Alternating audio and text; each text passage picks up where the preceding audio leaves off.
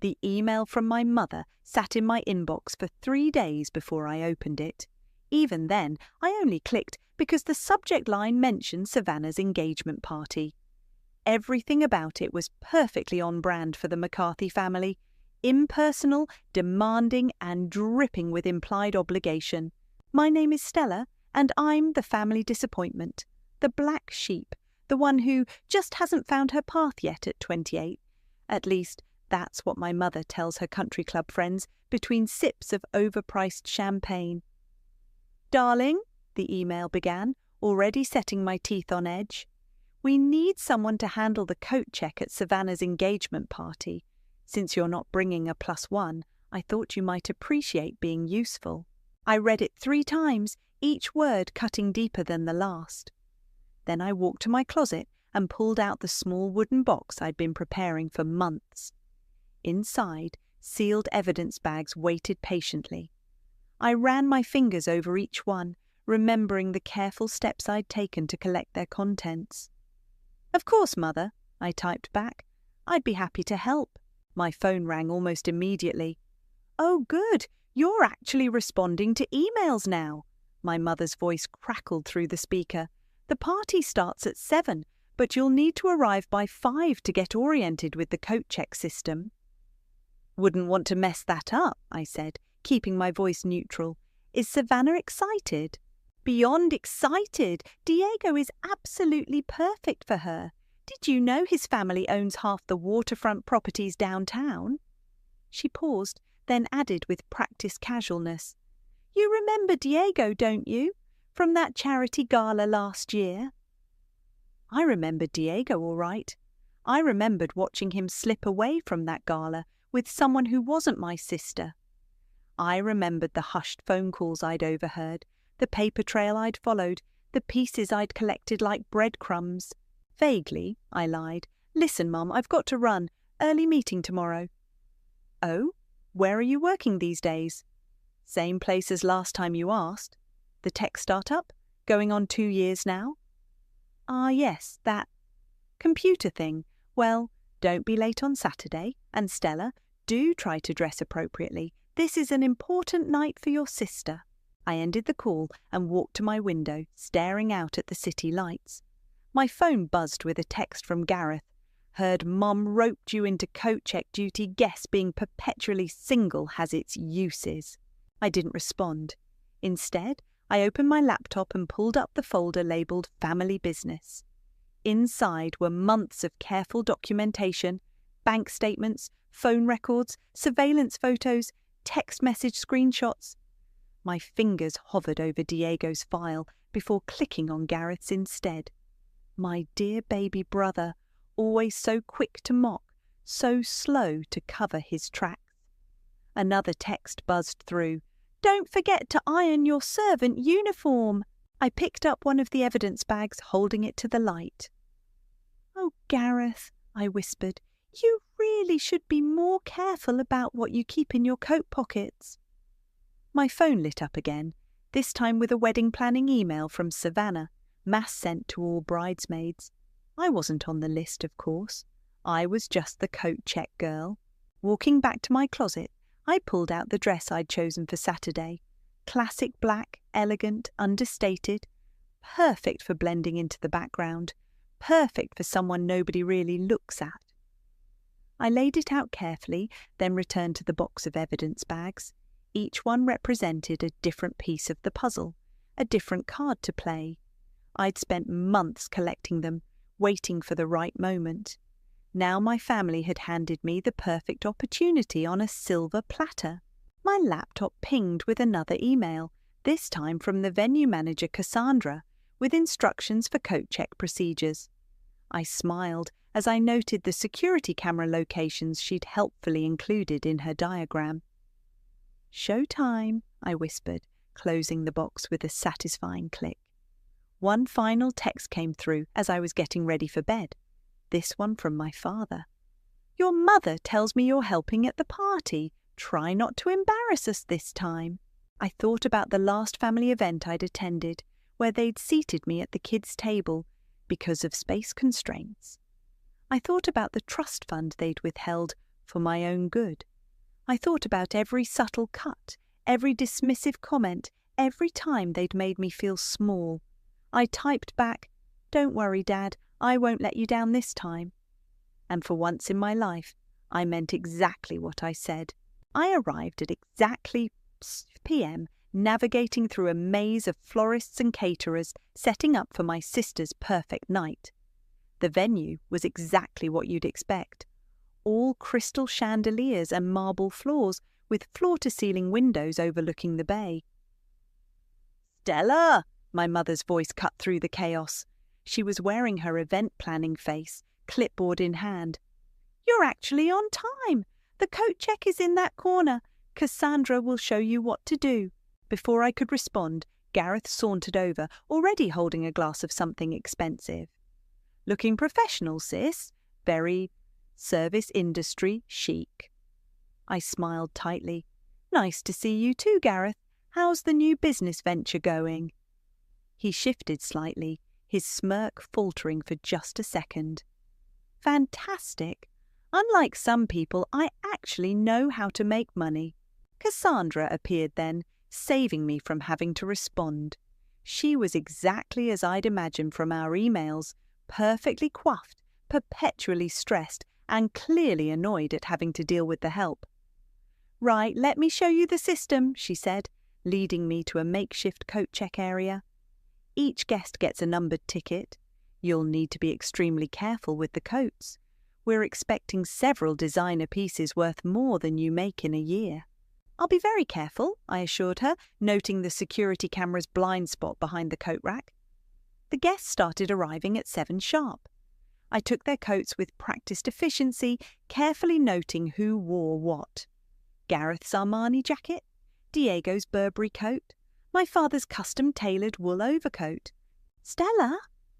A familiar voice made me look up. Emily stood there, looking exactly as she had in high school, except now she wore a detective's badge at her hip. "I didn't expect to see you here." "Coat check duty?" I said, holding out my hand for her jacket. "I didn't know you were invited." "Your sister and I reconnected recently," she said, studying my face. "It's been what, 5 years?" "Something like that." I handed her the ticket, our fingers brushing. "How's law enforcement treating you?" "Them interesting cases lately. You'd be surprised what people try to hide in their coat pockets." Our eyes met for a moment too long before she moved away. I watched her disappear into the crowd, remembering our last conversation 5 years ago, the promises we'd made, the secrets we'd kept. "Stella!" Savannah's voice pierced through my thoughts. She floated over in a cloud of white designer silk, Diego trailing behind her. "I can't believe you actually came, and you're actually helping." "Wouldn't miss it," I said, taking Diego's coat. He barely looked at me, too busy typing on his phone. I caught a glimpse of the message. "Meeting confirmed for tonight, 11 p.m. Savannah leaned in close, her perfect smile never wavering. "Just try not to make a scene this time, okay? This night is important." "When have I ever made a scene?" I asked innocently, carefully hanging Diego's coat. "Oh, please remember Christmas, that whole embarrassing speech about Dad's business practices." "Ancient history," I assured her, patting the coat pocket where I'd just slipped something extra. "Tonight's all about you." The party swirled on around me as I worked my corner. I watched my father nervously checking his phone every few minutes, saw Gareth slip outside for suspicious phone calls, noticed Diego's wandering eyes following one of the waitresses. My mother stopped by periodically to check on things, which really meant criticizing my technique. "You're hanging them too close together. These are expensive pieces, Stella. Try to show some care." "Yes, Mother." I adjusted the hangers precisely, making sure each coat had breathing room, making sure each planted item was secure. Around 10, Emily passed by again, this time with a glass of wine. "Quite a party," she said casually. "Lots of important people here tonight." I nodded, understanding her meaning. Important people with important things in their important coats. She took a sip of wine, then said quietly, "You know, I always wondered if you'd ever do something about them, after everything they did to you." "I'm just here to help with coats," I said, smoothing down Gareth's jacket sleeve. "Being useful, like Mother wanted." Emily's phone buzzed. She checked it, then gave me a long look. "Well, it's been good seeing you, Stella. I have a feeling this party is about to get very interesting." As she walked away, I heard Savannah's laugh ring out across the room. She was showing off her engagement ring to a group of admirers, Diego's arm around her waist. My father was closing a deal in the corner. Gareth was bragging about his latest investment. I checked my watch. 10:45 p.m. "One down," I whispered, patting the pocket where I'd slipped the first evidence bag. The night was still young, and I had plenty more coats to check. The Champagne Tower was a ridiculous 3-tier masterpiece that perfectly summed up my family's approach to life. Showy, excessive, and one wrong move from total collapse. I watched from my corner as Diego made his way toward it, phone pressed to his ear. "No, she doesn't suspect anything," he muttered, glancing around. He hadn't noticed me. Nobody ever did when I was working. "Just make sure everything's set for next week. Once we're married, the transfer will be simple." I pretended to reorganize hangers as he continued his conversation. "Look, I've got it under control. Savannah's got no idea about the offshore accounts or the other women." Right on cue, my sister's voice rang out across the room. "Diego, baby, come do the toast." He quickly ended his call and plastered on his signature smile. I watched him join Savannah at the Champagne Tower, noting how his hand lingered a bit too long when the waitress handed him his glass. "Everyone gather round," my mother called out, tapping her glass. "It's time for the engagement games." I suppressed a groan. Trust my mother to turn an engagement party into a competitive sport. "First up," she announced, "the couple's quiz. Everyone write down what you think the bride and groom will say." I kept working as the party played along, calling out answers and laughing. Through the crowd, I spotted Emily talking to one of the waiters, showing him something on her phone. He nodded and disappeared toward the kitchen. "Stella!" Savannah's voice made me jump. "You're not playing."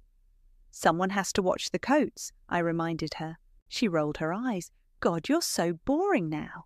Remember when we were kids and you actually used to be fun before you got all weird about money and success?" "You mean before I started questioning where Dad's money came from?" "Here we go again," she sighed. "You know what your problem is? You're jealous. You always have been. I mean, look at you, still single, working some random tech job, living in that tiny apartment." "At least I know where my fiancé is at night," I said quietly. She blinked. "What's that supposed to mean?" Before I could answer, Diego appeared behind her. "Everything okay here, babe?" "Fine," Savannah said, but her eyes stayed on me. "Stella's just being... Stella." Diego barely glanced my way. "Come on, they're about to do the gift opening." I watched them walk away, noting how Diego's hand slipped into his pocket to check his phone again, right where I'd planted the second evidence bag. "Still alone, huh?" Savannah called over her shoulder. I smiled back. "Not for long." The party continued its carefully choreographed dance. My father held court near the bar, bragging about his latest development project. I'd overheard enough to know he was leaving out the part about the falsified environmental reports and the bribes to city officials. Gareth was working the room too, trying to drum up investors for his latest scheme. If only they knew about the shell companies and the missing funds from his last venture. Having fun? Emily appeared beside me again, this time without wine. "Thrilling," I said. "Nothing better than watching rich people play party games." She leaned against the coat check counter. "You know, it's interesting.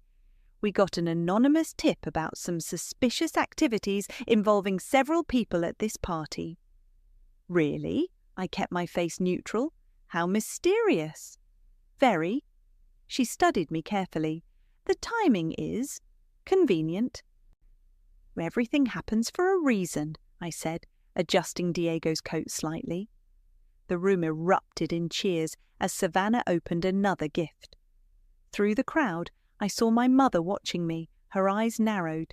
She started making her way over, but was intercepted by Cassandra with some crisis about the dessert timing. You should circulate, I told Emily. People might wonder why you're talking to the coat check girl. She pushed off from the counter. Just be careful, Stella. Sometimes revenge has a way of backfiring. I'm not looking for revenge, I said. I'm looking for justice. As if to punctuate my point, Diego's phone buzzed loudly in his coat pocket. I knew exactly who was calling. The same person who'd been sending him increasingly panicked messages about missing funds and compromised accounts. The champagne tower caught the light, sending prismatic shadows across the floor. In less than an hour, those shadows would be replaced by flashing police lights. But for now, I stood in my corner, watching my family's perfect facade sparkle like the bubbles rising to the surface, each one carrying secrets ready to pop. "More champagne!" someone called out. I checked my watch again. Everything was right on schedule. The memory hit me like a slap as I watched Emily work the room. 5 years ago, we'd been sitting in her car outside my father's office, rain drumming on the roof. I'd just discovered he'd sabotaged my business loan applications by calling in favours at local banks. "He can't keep getting away with this," I'd said, hands shaking. "None of them can." Emily had reached over and squeezed my hand. "If you ever need help making them pay, I got you." Now here we were, her badge glinting under the chandeliers as she casually chatted with guests, probably gathering preliminary statements without them even realizing it. "Stella," my father's voice yanked me back to the present. "Why aren't these coats properly arranged? The Burberry should never touch polyester." "Sorry, Dad," I said, rearranging them. "How's the Richardson development going?" His face tightened. "That's not your concern." "Really? Because I heard the EPA is very concerned about it." He grabbed my arm, pulling me behind the coat rack. "Have you been looking into my business again?" "Let go of my arm." "Listen to me very carefully," he hissed. "I've been monitoring your accounts, your calls, your emails. One word from me, and that little tech startup of yours loses all its funding." I smiled. "Funny you should mention monitoring. Did you know most phones automatically back up their text messages to the cloud?" His grip loosened. "What are you talking about?" "Nothing, just making conversation. Don't you have important people to schmooze?" He stepped back, straightening his tie. "Just remember your place." "Oh, I know exactly where I stand," I said, patting his coat pocket where I'd planted the third evidence bag. "Right here at the coat check." As he walked away, Gareth stumbled over, clearly drunk. "Hey, sis, remember that time you tried to blame me for your DUI? You mean when you actually drove drunk and gave them my license?" "Ancient history," he laughed. "Besides, Dad took care of it." "Yeah, he's good at taking care of things, like that investment money you lost last quarter." His smile vanished. "What did you say?" "Nothing. Just wondering how those new investors would feel about your track record." "You better watch yourself," he growled. "You're not the only one who can dig up dirt." "Difference is, I don't have anything to hide." A commotion near the entrance drew our attention. 2 uniformed officers had arrived, speaking quietly with Emily. She pointed them toward the service entrance, right on schedule. "What are cops doing here?" Gareth asked, suddenly nervous. "Maybe someone called about the noise," I suggested innocently. My mother appeared, looking flustered. "Stella, why aren't you at your post? The Andersons just arrived and their furs need proper handling." "Of course, Mother. Wouldn't want to disappoint anyone." She caught my tone. "What's gotten into you tonight?" "Just thinking about Christmas. Remember when you told everyone I was between jobs, even though I'd just launched my company? Or when Savannah announced her engagement right after my breakup?" "Oh, don't be dramatic. We've always supported you." "Really? Is that what you call freezing my trust fund? Or blacklisting me from family connections?" "We did that for your own good. You were making terrible decisions." "No," I said quietly. "I was making my own decisions. There's a difference." She opened her mouth to respond, but was interrupted by Cassandra rushing over. "Mrs. McCarthy, we have a situation with the dessert course." As they hurried away, I saw Diego slip out onto the balcony, phone in hand again. Through the glass doors, I could see him arguing with someone, his face red. Emily passed by, giving me a subtle nod. The officers had disappeared into the service corridors, taking up their positions. My phone buzzed, a text from 5 years ago, saved and scheduled to deliver at exactly this moment. "If you ever need help making them pay, I got you." I looked around the room one last time. My father nervously checking his phone. Gareth trying to charm potential investors. Savannah blissfully showing off her ring. My mother orchestrating her perfect party. They all thought they knew me, the quiet one, the disappointment, the black sheep who couldn't get her life together. They never imagined I could be anything else. Emily caught my eye across the room and touched her watch. Almost time. I straightened the coats one final time, making sure each planted item was exactly where it needed to be. In less than 30 minutes, everything would change. "Time's up," I whispered, and turned back to greet the next guest with a perfect coat check smile. Diego took the stage for his speech, champagne glass raised high. My hands trembled slightly as I watched him, the first crack in my carefully maintained composure.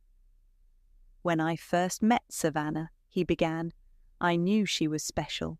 Someone who understood the importance of family, tradition, and—" He paused for effect.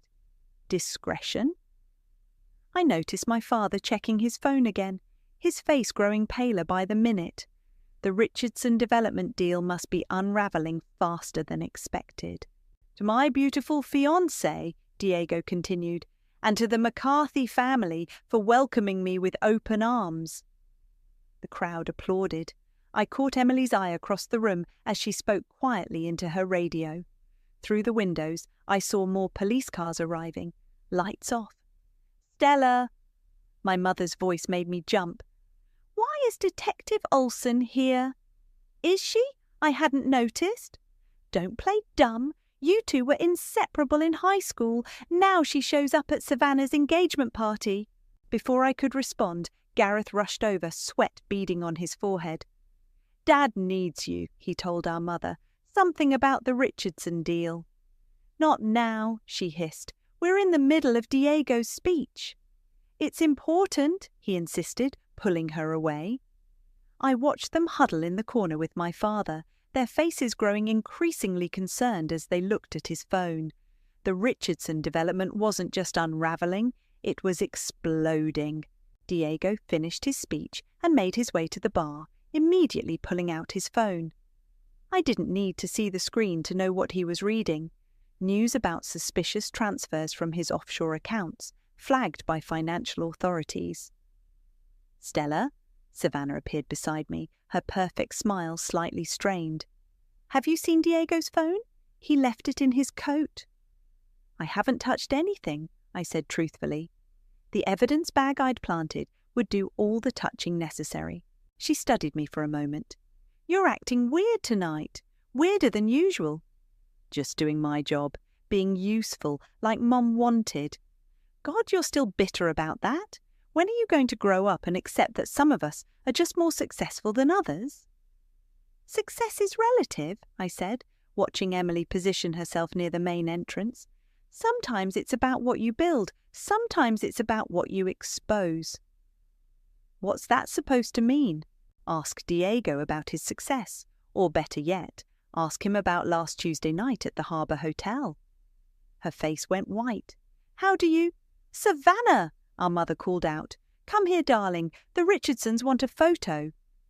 I checked my watch as Savannah walked away. 10 minutes until everything fell into place.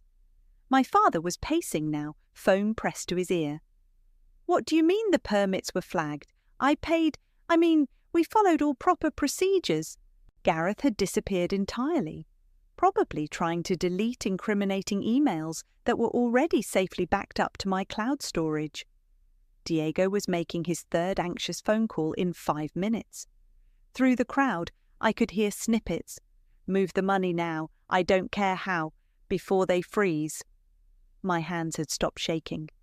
The moment was almost here, and a strange calm had settled over me. This wasn't just revenge. It was justice serving itself on a silver platter.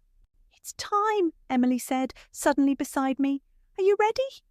I nodded. They did this to themselves. I just helped connect the dots. The evidence bags? All planted, one in Gareth's jacket about the embezzlement, one in Diego's coat proving the fraud, and one in Dad's pocket linking him to the Richardson bribes. She touched my arm gently. "Once this starts, there's no going back." "I crossed that line 5 years ago," I said, "when they destroyed my business, my relationships, my reputation. Tonight's just the bill coming due." Emily's radio crackled. "Units in position." Across the room, Cassandra was speaking urgently to security guards. My mother was trying to calm my father down. Savannah was following Diego, demanding answers about something on his phone.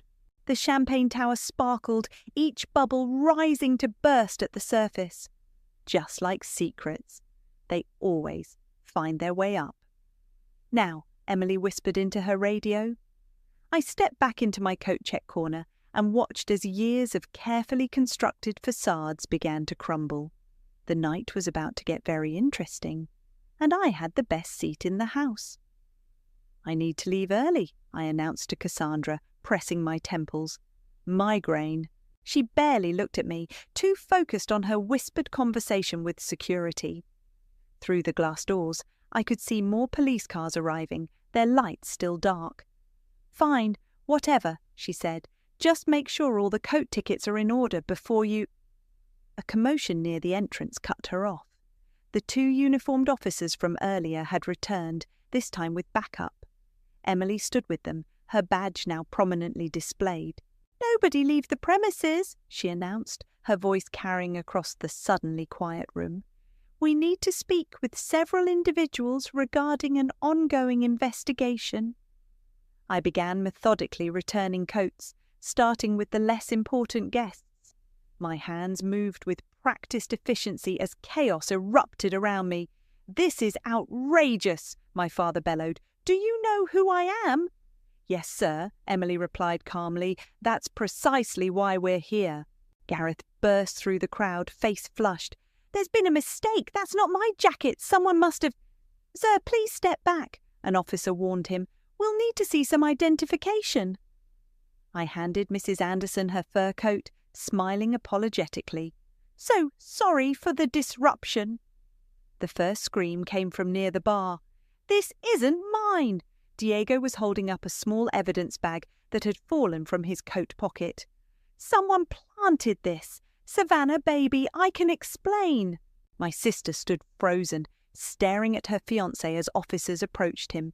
"Diego, what's going on?" "Ma'am," one officer said to my mother, who was trying to hustle guests toward the exit. "Please remain inside. We need to speak with everyone." I continued working, calm and efficient, as my family's world imploded around me. My father was shouting about calling his lawyer. Gareth had gone pale, his phone clattering to the floor as an officer read him his rights. "Stella!" My mother grabbed my arm. "Did you know about this? Did you call them?" I gently removed her hand.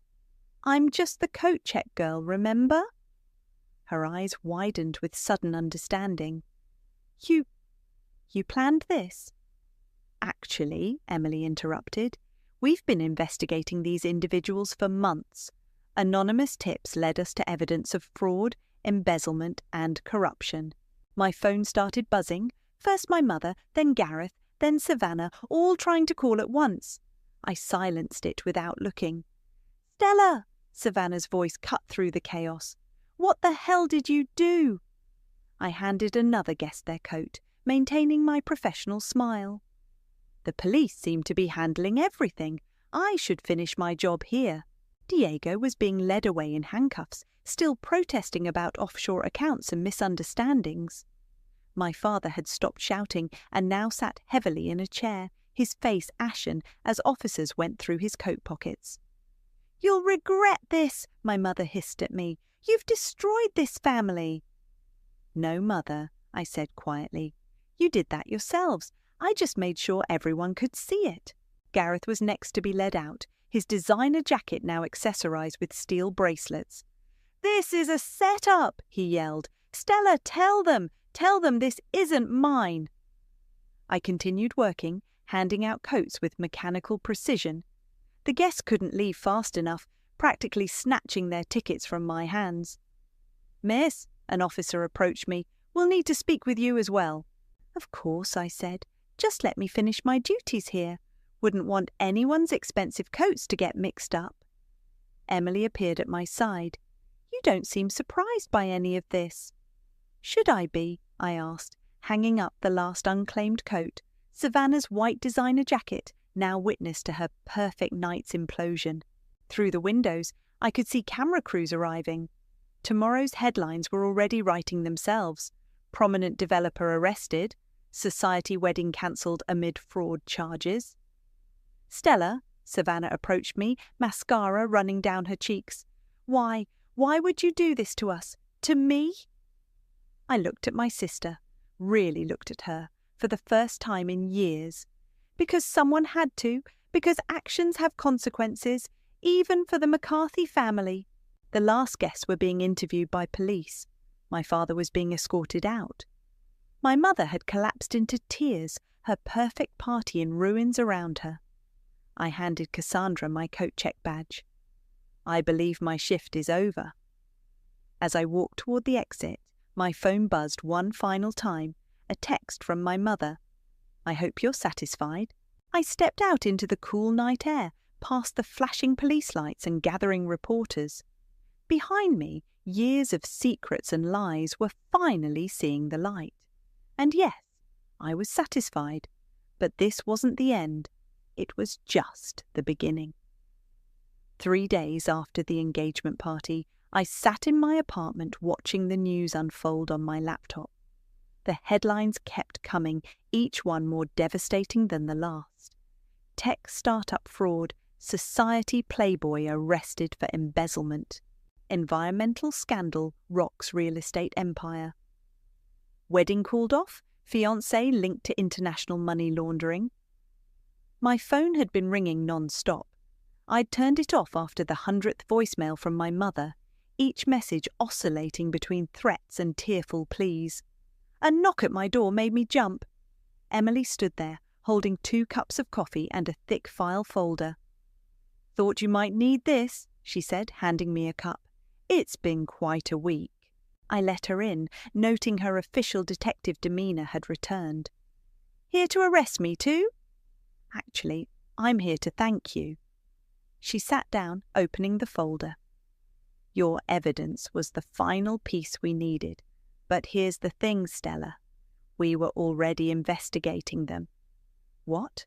"B. Internal Affairs had flagged your father's developments months ago. The FBI was watching Diego's accounts. Even your brother's tech startup was under SEC investigation."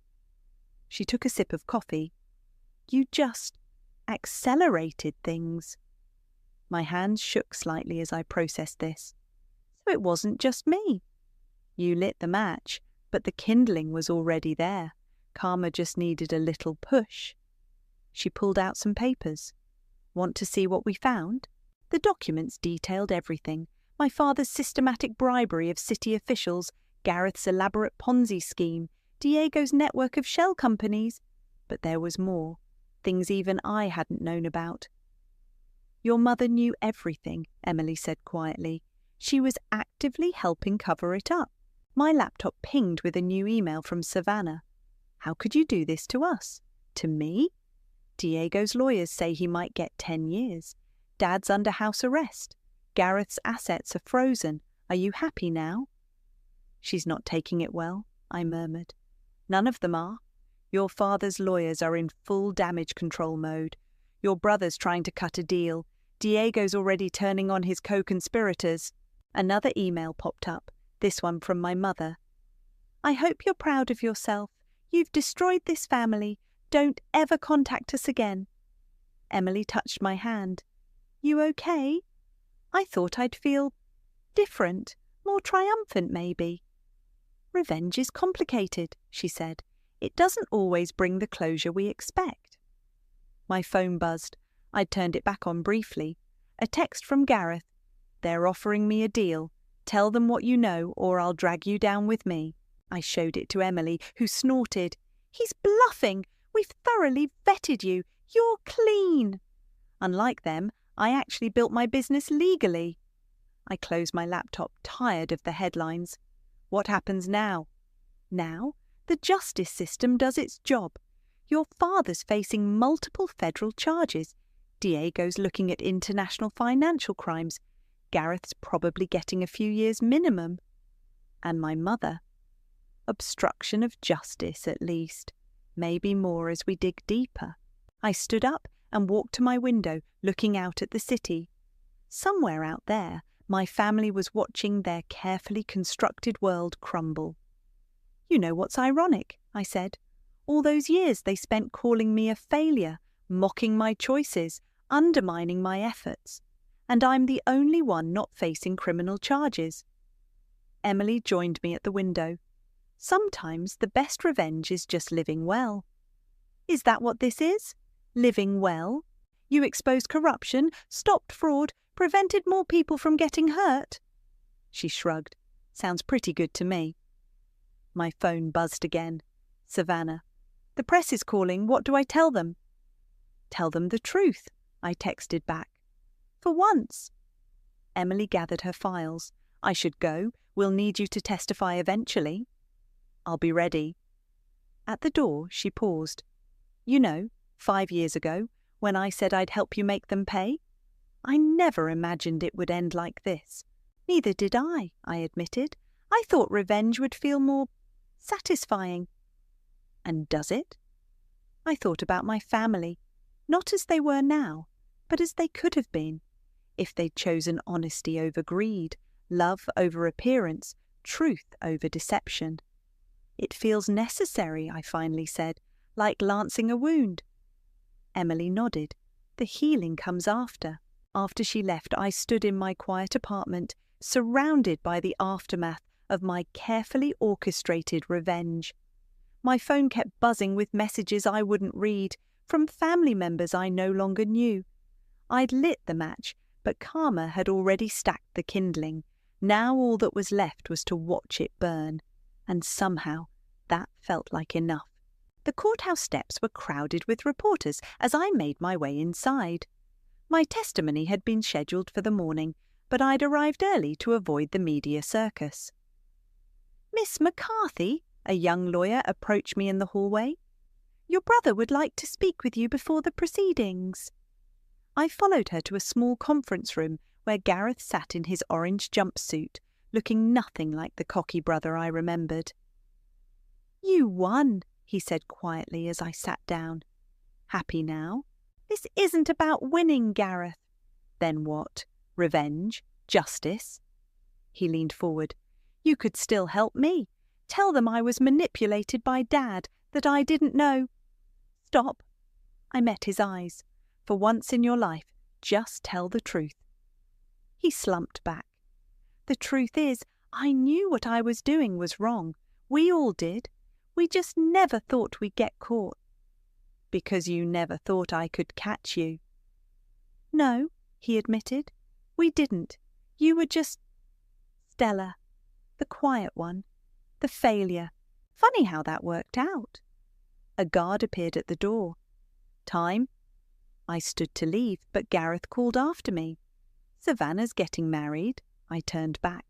What? To some lawyer she met at Diego's bail hearing. She's keeping it quiet, small ceremony.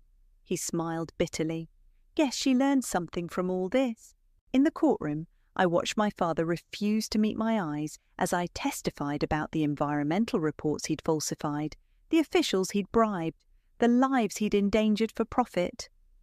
My mother sat in the gallery, her designer clothes replaced by something more subdued. She'd taken a plea deal, 18 months for obstruction of justice. When I finished testifying, she caught my arm as I passed. "I wrote you a letter," she said. From before, when you first started your company. I never sent it." "Why not?" "Because it said I was proud of you, that you were brave for going your own way." She released my arm. I was too proud to admit I was wrong. Outside the courthouse, Emily waited by her car. "Need a ride?" "Actually, I think I'll walk." She nodded, understanding. "The sentencing is next week. Your father's looking at 8 to 10 years. Gareth might get 5 with good behaviour." "And Diego?" "Fled the country. Interpol's handling that now." I started walking, letting my feet carry me through the city. I passed the building where my startup had begun, the one my father had tried to shut down. Now it employed 30 people and had just secured major venture capital funding. My phone buzzed with a text from Savannah. "I'm getting married tomorrow. Small ceremony. Just thought you should know."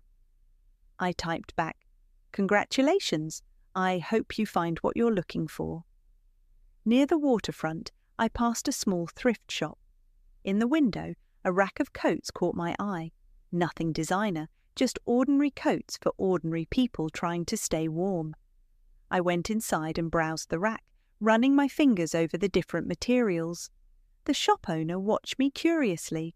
"Looking for anything specific?" "No," I said, picking up a simple black wool coat. "Just browsing." "That's a good one," she said. "Classic style, timeless." I tried it on. It fit perfectly. No pretense, no flash, just honest warmth. "I'll take it," I said. As I paid, my phone buzzed again. Emily, "Final evidence filed today. Case closed."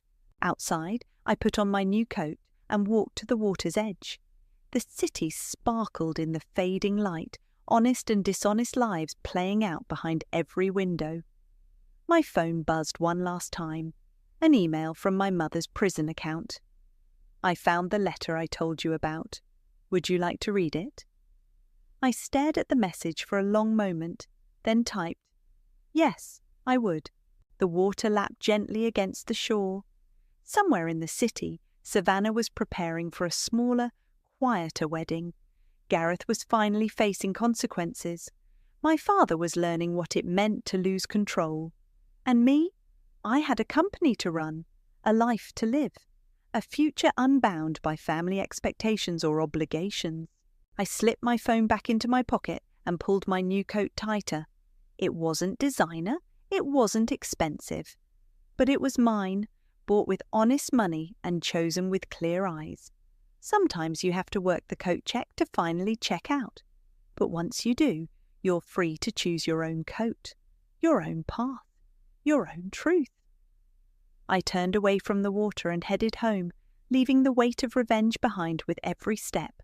The truth, it turns out, was the warmest coat of all.